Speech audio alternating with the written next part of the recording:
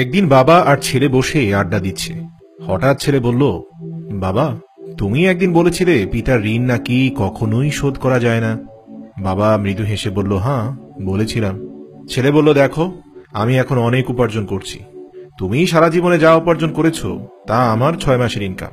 তুমি নিশ্চয়ই বুঝতে পারছো আমি চাইলেই আমার পেছনের 28 বছরে খরচ করা তোমার সব টাকা আগামী 1 বছরের মাঝেই তোমাকে ফিরিয়ে দিতে পারি। বাবা ছেলের কথা শুনে তার দিকে কয়েক সেকেন্ড চুপ করে তাকিয়ে থাকলেন। এরপর বললেন, আয়, তোকে আজ একটা গল্প শোনাবো, শুনবি? হঠাৎ বাবার এমন প্রস্তাব পেয়ে ছেলে একটু অপ্রস্তুত হয়ে গেল। তবে সেটা সামাল দিয়ে সে বাবাকে বলল, জি বাবা, শুনবো, বলো। তখন বাবা বললেন, তোর বয়স যখন 4 বছর তখন আমি মাত্র 2000 টাকা বেতনের চাকরি করতাম। এত সীমিত আয়ে একটা সংসার চালাতে আমাকে কতটা কষ্ট করতে হয়েছে তা শুধু আমি জানি। তবুও সাধ্যের মধ্যে তোর মাকে যতটা সুখী রাখা যায় রাখার চেষ্টা করেছি। তুই যেদিন প্রথম স্কুলে যাবি তার আগের রাতে ঘুমাতে এসে আমরা দুজন ঠিক করেছিলাম আগামীকাল থেকে তোর পড়াশোনার খরচের বিনিময়ে আমরা কি কি ত্যাগ করব। ওই বছর ঈদে তোর মাকে একটা শাড়িও কিনে দিতে পারিনি আমি। এরপর তুই যখন কলেজে ভর্তি হলি তখন আমার অবস্থাও আগের থেকে একটু ভালো। তবে সেই সুখও বেশি দিন সইল না। তোর মায়ের আকস্মিক অসুস্থতায় যা সঞ্চয় ছিল তার সব শেষ হয়ে ঘাড়ে এলো ঋণের বোঝা। সেই ঋণ সামাল দিতে আর তোর মায়ের ওষুধের খরচ চালিয়ে যেতে কতদিন যে ওভারটাইম করে ঘামতে ঘামতে পায়ে হেঁটে বাড়ি ফিরেছি তার হিসাব আমার নিজেরও জানা নেই। আমার অনেক কষ্ট হতো রে, কিন্তু কখনোই কাউকে বুঝতে দেইনি, এমনকি তোর মাকেও না। একদিন শোরুমে গিয়ে আমার একটা বাইক অনেক পছন্দ হলো। সেদিন রাতে আমিও স্বপ্নে ভাসছিলাম যে আমি বাইকে করে অফিস যাচ্ছি। কিন্তু পরের দিন ঘুম থেকে ওঠার পরেই তুই বললি, সিএসসিতে যখন ভর্তি হয়েছে বাবা, একটা ল্যাপটপ তো লাগবেই।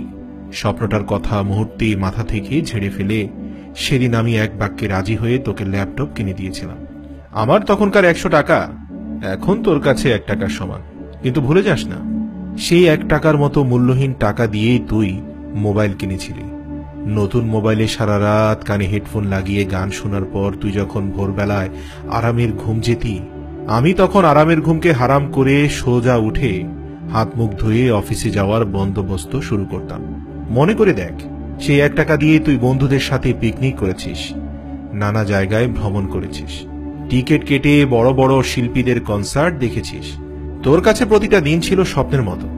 আর তোকে স্বপ্নের মতো দিন দেওয়ার জন্য আমি আমার সব স্বপ্ন বিসর্জন দিয়ে হেঁটে হেঁটে জুতোর তলা ক্ষয় করেছি। সেই ছেঁড়া জুতো সেলাই করে বাসায় ফিরতে ফিরতে ঘামে ভেজা শার্ট গায়ের সাথে আঠার মতো লেগে যেত। ভুলে গেছিস সেসব, তাই না? আমার 100 টাকা তোর কাছে 1 টাকার সমান, আর তোর 100 টাকা আমার একবার ডায়াবেটিস পরীক্ষার খরচ। আমার মাছ মাংস খাওয়া নিষেধ। তুই সব টাকা যদি আমাকে ফিরিয়েও দিস তো আমি সেসব কোথাও খরচ করতে পারবো না রে বাবা। তাই আমি মাঝে মধ্যে তোর টাকা নিয়ে বিভিন্ন স্বপ্ন দেখি। সেসব স্বপ্নে আমি সারা শহর দামি বাইকে ঘুরে বেড়াই, বন্ধুদের সাথে দল বেঁধে সিনেমা হলে যাই, পার্কে বসে তোর মায়ের হাতে স্নিগ্ধ রজনীগন্ধা তুলে দিই।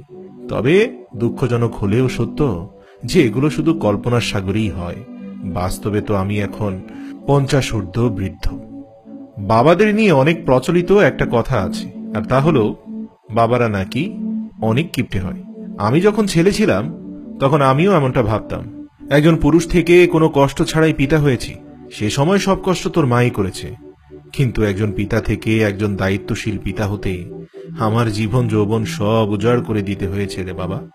আসলে বাবারা অনুভূতি প্রকাশে বরাবরই একটু দুর্বল হয়।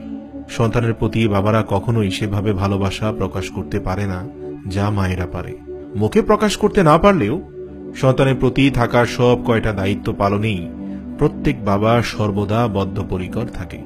আমি নিজের কষ্টার্জিত অর্থের বেশিরভাগটাই তোর পেছনে ব্যয় করেছি। সেগুলো হয়তো তুই আজ অনায়াসে পরিশোধ করে ফেলতে পারবি, কিন্তু আমার যৌবনে দেখা স্বপ্নগুলোর মূল্য তুই কিভাবে পরিশোধ করবি? তুই পারবি সেই রাতে ফিরে গিয়ে আমাকে আমার স্বপ্নের বাইকটা কিনে দিতে? তুই পারবি ওভারটাইম শেষ করে ঘামে ভিজে বাড়ি ফেরার পথে বিধ্বস্ত আমাকে তোর আলিশান এয়ার কন্ডিশন গাড়িতে তুলে নিয়ে বাড়ি পৌঁছে দিতে? পারবি না। তুই হয়তো এখন বলবি, বাবা, আমি তোমার টাকা না, ভালোবাসাটাই ফিরিয়ে দেব। তাহলে বলবো বাবার ভালোবাসা একজন সন্তান কখনোই ফিরিয়ে দিতে পারে না। আচ্ছা, তোকে বুঝিয়ে বলি। ধর তুই আর তোর ছেলে আর আমি একবার একসাথে নদীতে ঘুরতে গেলাম। হঠাৎ করে নৌকা ডুবতে শুরু করলো। তুই যে কোনো একজনকে বাঁচাতে পারবি, তখন কাকে বাঁচাবি তুই? নিজের বাবাকে না সন্তানকে? প্রশ্ন শুনে ছেলে একটু ইতস্ত বোধ করছিল এবং মাথা নিচু করে ফেলল। বাবা তা দেখে মৃদু হেসে বললেন, থাক, মিথ্যে উত্তর দিয়ে আমাকে সান্ত্বনা দিস না। উত্তর দিতে হবে না, লজ্জা পাওয়ার কিছু নেই রে বাবা। পৃথিবীর সব বাবাই নিজের ছেলেকেই সবার আগে বাঁচাবে, কারণ ছেলেরা বাবা হতে পারে, কিন্তু বাবা কখনো ছেলে হতে পারে না। জানিস বাবা, এই পৃথিবীর সবচেয়ে ভারী জিনিস হলো বাবার কাঁধে সন্তানের লাশ। আমি এই বয়সে এসে আল্লাহর কাছে শুধু একটা জিনিসই চাই, সেটা হলো তোর কাঁধে আমার লাশ আর আমার কবরে তোর হাতে দেওয়া মাটি। একমাত্র আমার লাশটা কোলে নিয়ে তুই হয়তো তোকে ছোটবেলায় কোলে নেওয়া ঋণটা কিঞ্চিত পরিশোধ করতে পারবি। আর কবরের পাশে দুহাত তুলে মহান আল্লাহ রাব্বুল আলামিনের কাছে আমার জন্য যদি প্রার্থনা করিস, আমি বলবো আমার সারা জীবনের সব অর্থ ফিরিয়ে দেওয়ার চেয়ে এটাই হবে আমার পরম পাওয়া। শ্রদ্ধা এবং ভালোবাসা রইল পৃথিবীর প্রত্যেক বাবার প্রতি, যারা প্রতিনিয়ত নিজেদের শখ আহ্লাদ বিসর্জন দিয়ে আমাদের স্বপ্ন পূরণ করে বেড়ান। মনে রাখবেন, আমরা শুধু গল্প শোনাচ্ছি না, আলোর পথ দেখাচ্ছি। আলোর পথের একটি ভিডিও শেয়ার করার মানে হচ্ছে আপনিও আলোর পথ দেখাচ্ছেন।